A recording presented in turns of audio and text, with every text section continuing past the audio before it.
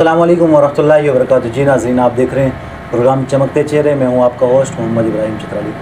नाज़रीन, हमारी कोशिश होती है कि हम मुख्तलिफ़ शोबाए ज़िंदगी से ताल्लुक़ रखने वाली मुख्तलिफ़ शख्सियात को आपके सामने लाएँ और आपसे मुलाकात करवाएँ, उनकी ज़िंदगी के बारे में पूछें। आज जो शख्सियत हमारे साथ मौजूद है प्रोग्राम में, किसी तारुफ़ के मुहताज नहीं, मारूफ़ व मशहूर सना खान मुस्तफ़ा व मद्दाए साहबा अहले बैत बुलबुल जमीयत जनाब हाफिज़ मुनीर अहमद साहब।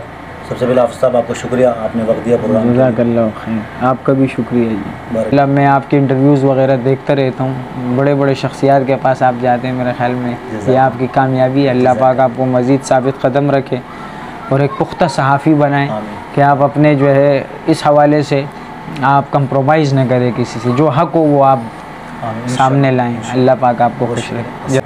हाफिज़ साहब, सबसे पहले आपकी ज़िंदगी के बारे में बात करते हैं कि नातख़्वानी आपने कब स्टार्ट की? आपकी उम्र क्या थी जब आपने पहली नात पढ़ी? तकरीबन मैं 10 साल का था और मैं पढ़ता था, इदादी अव्वल में था गालिबन। 10-11 साल की उम्र में हमारी क्लास में एक लड़का था मोहम्मद अहमद के नाम से, तो वो पश्तो की एक नात पढ़ता था क्लास में। तो मुझे भी वो सुन सुन के शौक़ हुआ, तो एक दिन मैं अकेले में पढ़ रहा था, तो वहाँ हमारे एक उस्ताद थे, जामिया रहमानिया बिलाल कॉलोनी, लिनोरी टाउन की शाख है, वहाँ पर हम पढ़ते थे। तो हमारे एक उस्ताद मौलाना अली रहमान साहब, उन्होंने मुझे सुना और क्लास में आए तो मुझे कहा कि आप नात पढ़ लेते तो हमें सुनाएं। मुझे बड़ी शर्म महसूस हो रही थी, बच्चा था, लेकिन उस्ताद जी के हुक्म पर मैंने उनको नात सुनाई। तो उस्ताद जी ने मुझे कहा आपकी तो बहुत अच्छी आवाज़ है। तो बस वो शुरुआत थी हमारी। मुझे भाई, जब आप नातख़्वानी शुरुआत कर रहे थे, जब आपकी उम्र 10 साल थी, उस टाइम किस नातख़्वान को आप सुनते थे? आजकल तो लोग आपको सुनते हैं, आप जब स्टार्ट कर रहे थे तो उस टाइम आप किसको सुनते थे? आइडियल नातख़्वान कौन था? मेरे ख्याल में उस वक़्त हम पश्तो नातख़्वानी ज़्यादा सुनते थे। उस वक़्त ये हमारे उर्दू के साथी मतलब इतने वो नहीं थे। ये बाद में आकर जो है, मिसाल के तौर 2004-05 की बात, उस वक़्त फिर जो है हाफिज़ अबू बकर साहब और ये नातख़्वान हज़रात माशाल्लाह आए, तो हम इनको सुनते थे, बड़े शौक़ से सुनते थे। और हम छोटे होते थे, मदरसों में पढ़ते थे, तो अगर किसी मदरसे में हम जब जहाँ पढ़ते थे वहाँ पर कोई अंजुमन या कोई छोटा प्रोग्राम होता था, तो हम इन्हीं की नाते उन प्रोग्रामों में पढ़ते थे। हमारे सीनियर है, बड़े हैं, हम बच्चे थे उस वक़्त, हम इनको सुनते थे माशाल्लाह। उस वक़्त ये कैसेट वग़ैरह का ज़माना होता था। अब सब जब नातख़्वानी सीखने के लिए उस्ताद का होना ज़रूरी है, यानी ये खुदादाद सलाहियत? मेरे ख्याल में बिल्कुल भी ज़रूरी नहीं है उस्ताद का होना। उस्ताद नातख़्वान बन सकता है? जी बिल्कुल, इसके लिए अच्छी रहनुमाई की ज़रूरत है, लेकिन उस्ताद की ज़रूरत मैंने किसी उस्ताद से नहीं सीखा। हाँ, वो कहते हैं जी नक्काली जी, इसका ये एक फ़न है, अगर ये आपके अंदर मौजूद होता है, ये एक खुदादाद सलाहियत है, तो मेरे ख़्याल में सीखना ज़रूरी नहीं है। अब सब आप जो कलाम पढ़ते हैं उसके तर्ज आप ख़ुद बनाते हैं या किसी की कॉपी करते हैं? तकरीबन 100 में से 90% तर्ज हम खुद बनाते हैं। बाकी कुछ ऐसे कलाम भी हैं जो कि साथियों के और बड़े नातख़्वानों के पढ़े हुए हम पढ़ते हैं। हाफिज़ साहब, आपके ख़्याल से एक नातख़्वान के औसाफ़ क्या होने चाहिए? आजिज़ मिजाज। अच्छा, आपकी तरह? इसको मलंग कहा जाए, बिल्कुल सूफ़ी, मतलब उसके अंदर ये चीज़ ना हो कि मैं कुछ हूँ, आप कुछ भी नहीं हैं। आप अगर हैं तो एक नातख़्वान की वजह से, एक इस सिफ़त की वजह से, नबी अलैहिस्सलातु वस्सलाम की इस नात पढ़ने की वजह से अल्लाह ने आपको इज़्ज़त दी है, वरना आप भी बाकी इंसानों की ही तरह एक इंसान है।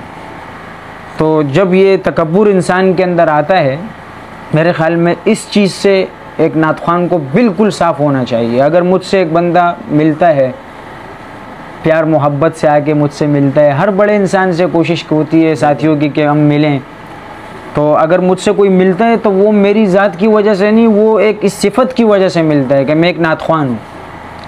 तो अगर मैं उससे प्यार से मिलूँगा तो वो भी खुश होगा, अल्लाह भी खुश होगा। बिल्कुल ऐसे। हाँ, तो मेरे ख़्याल में एक नातख़्वान को एक बिल्कुल आजिज़ मिजाज होना चाहिए। आप नातख़्वानी के सफ़र जब आपने स्टार्ट किया, मुनीर से हाफिज़ मुनीर बनने के सफ़र में किन किन किन ने आपके साथ आपकी रहनुमाई की, आपका साथ दिया, सपोर्ट किया? एक बहुत लंबी दास्तान है इब्राहिम भाई। मेरे ख़्याल में इसके लिए मुझे उस दिन एक साथियों ने कहा कि आप इस हवाले से एक किताब लिखें, आपकी दास्तान बड़ी अजीब सी है। लेकिन इसमें जिन्होंने मेरा साथ दिया है, सबसे पहले आज अगर मैं कुछ हूँ अपनी माँ की बरकत से, उनकी दुआओं से, उनकी मेहनतों से, और उसके बाद मेरे मामू हैं हज़रत मौलाना फैसल साहब। उन्होंने बड़ी मेहनत की हमारे साथ, हर हवाले से हमारे साथ उन्होंने ताउन किया, इसलिए कि एक सख्त दौर भी हम पे गुज़रा है, और उन्होंने माली ताउन भी किया, जानी भी किया, और फिर मैं सब में बड़ा भी हूँ घर में। तो उन्होंने जो है आज इतनी मेहनत की कि आज मैं इस मकाम पे हूँ, तो मैं अपनी दुआओं में उनको नहीं भूलता।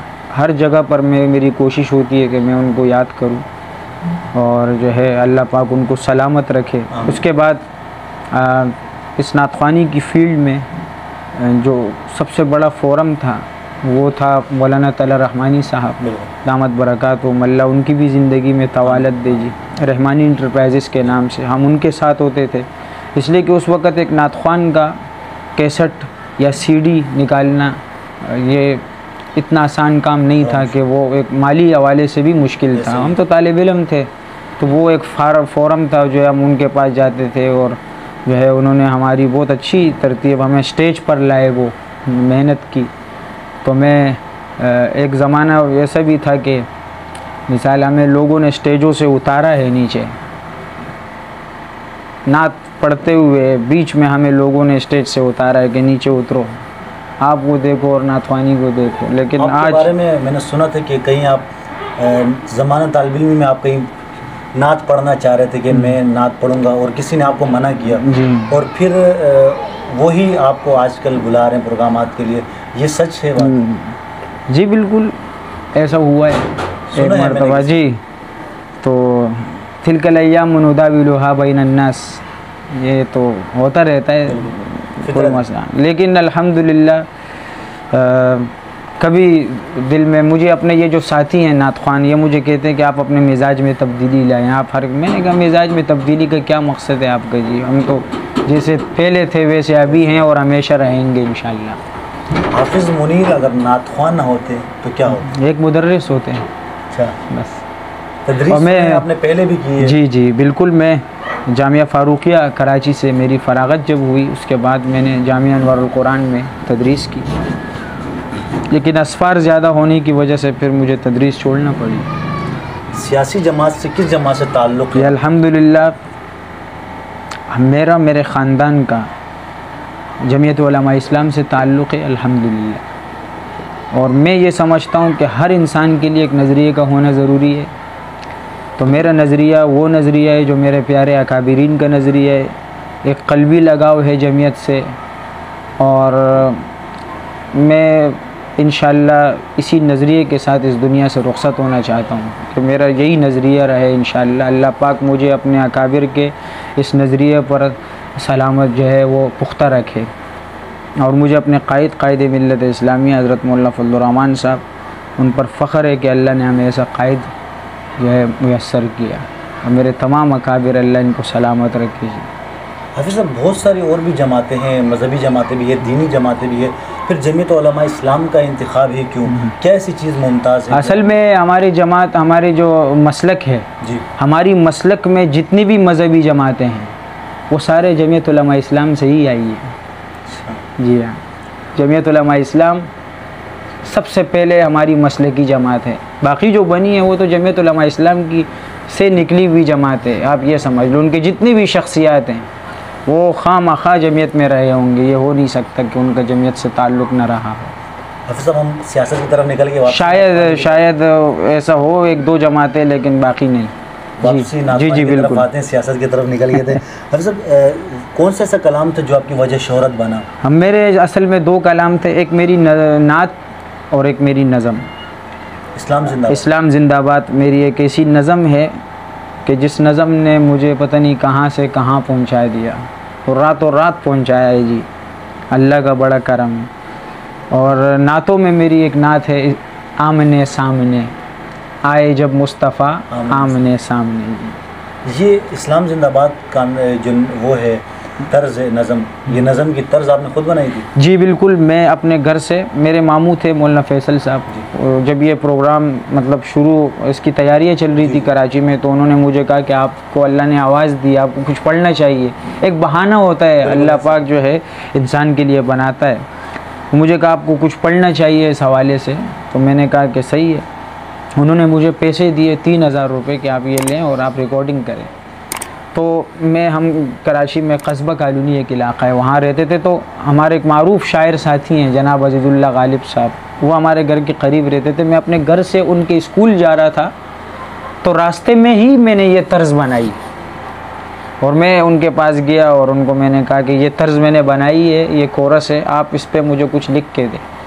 और जब मैंने ये कलाम पढ़ा, रिकॉर्ड किया, तो हज़रत शहीद इस्लाम हज़रत अल्लामा डॉक्टर खालिद सुमरो शहीद नव्वर अल्लाहु मरक़दहू, उन्होंने ये नज़म सुनी और मैं हाँ गया। मैंने जब ये नज़म पढ़ी तो ये नज़म जनाब समी स्वाति साहब जो इस वक्त जमीयत उलमा इस्लाम के सबसे बड़े सोशल वर्कर हैं, उन्होंने ये नज़म चलाई।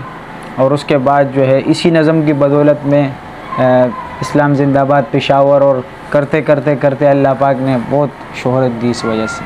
हाफिज़ साहब, जब ये आप स्कूल जा रहे थे ये नज़म लिखवाने के लिए, उस टाइम आपके जहन में था कि ये नज़म इतनी अल्लाह ताला नहीं, बस लेकिन ये था कि मैं ये चीज़ दिल से पढ़ सकता हूँ। हाँ, मेरी एक वो था कि सारे जमातों वाले अपनी जमात के लिए नज़में पढ़ते हैं, हमें अल्लाह ने आवाज़ दी है, सही हम नातख्वान हैं, हम नातें पढ़ते हैं, लेकिन हम अपने जमात के लिए, अपने जो है इस इतना बड़ा फोरम है जमीयत उलमा इस्लाम का जिसमें मेरे तमाम अकाबिर रहे, तो मैं क्या अपनी ये छोटी सी खिदमत इसमें शामिल नहीं कर सकता, तो इसलिए मैंने ये पढ़ा।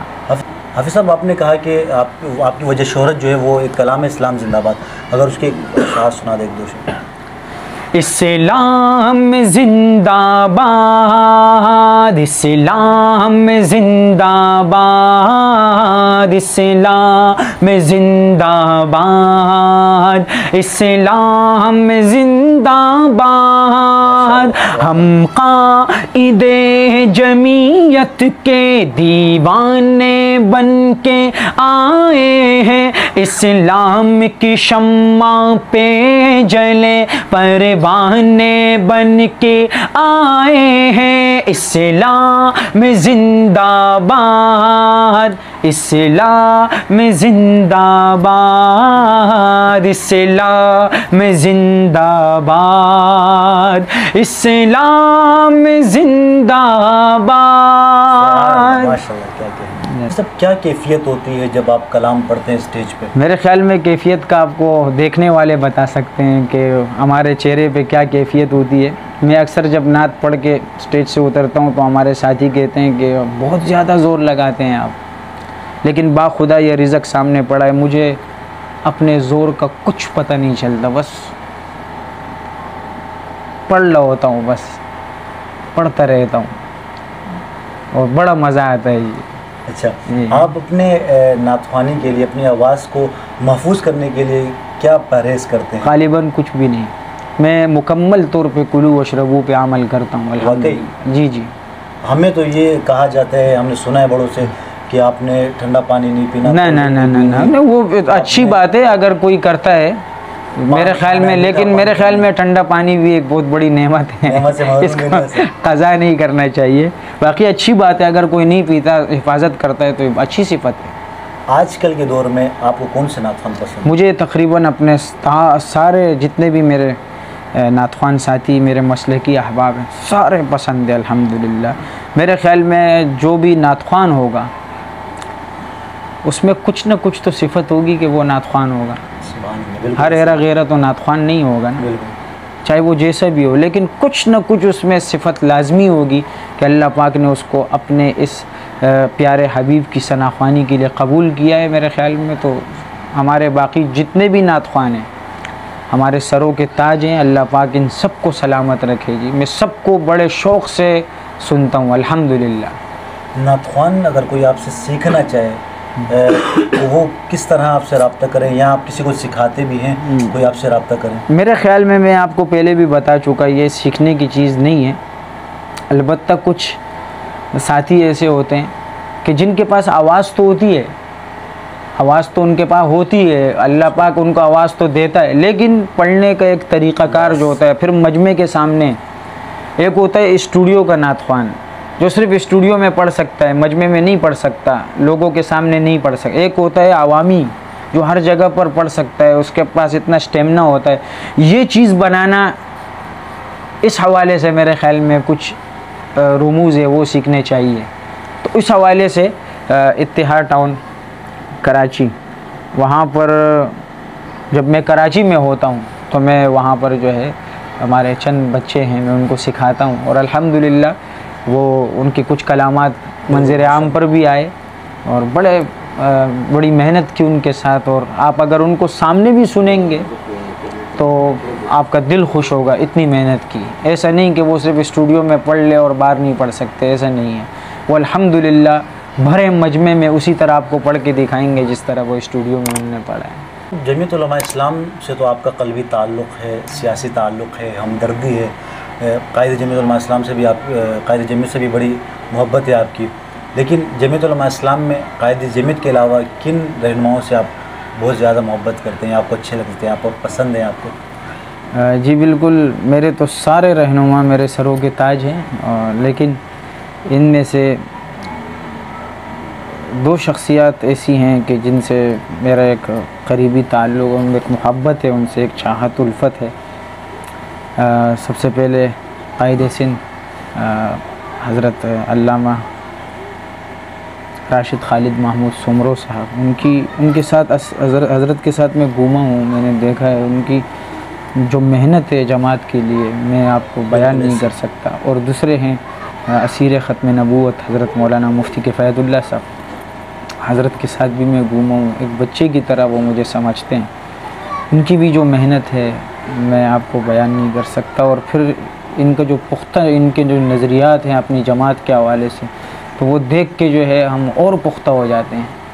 बस हफ़ीज़ साहब, अपने बड़े बड़े नातख़्वानों के साथ नातिया कलाम पढ़े, प्रोग्रामात में भी आप साथ रहे, लेकिन आपने एक शख्सियत ऐसी है कि उनके साथ भी एक कलाम रिकॉर्ड किया कायद सिंध राशिद सुमरो साहब के साथ, वो कैसा एक्सपीरियंस था आपका? बहुत मज़ा आया जी माशाल्लाह। और मैंने पहली बार कायद सिंध को देखा कि हज़रत सुर में और तर्ज में एक चीज़ हमारे साथ रिकॉर्ड कर रहे थे माशाल्लाह। हफ़ीज़ साहब, आपकी जो ज़िंदगी है वो सिर्फ आप नातख़्वानी करते हैं या कोई काम?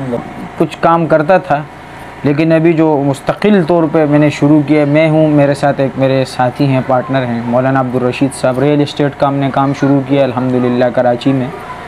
और इस तरफ जामिया सिद्दीक़िया हज़रत मौलाना शेखुल हदीस हज़रत मौलाना डॉक्टर मंजूर मिंगल साहब के जो मदरसा है उसके आसपास हम अपना बिज़नेस करते हैं। जी बिल्कुल, मेरा नंबर है, मौलाना अब्दुल रशीद साहब हैं, उनका नंबर है। वहाँ पर किसी को भी प्लॉट वगैरह ख़रीद व फ़रोख्त की तरतीब हो तो हम उसके लिए हाजिर हैं।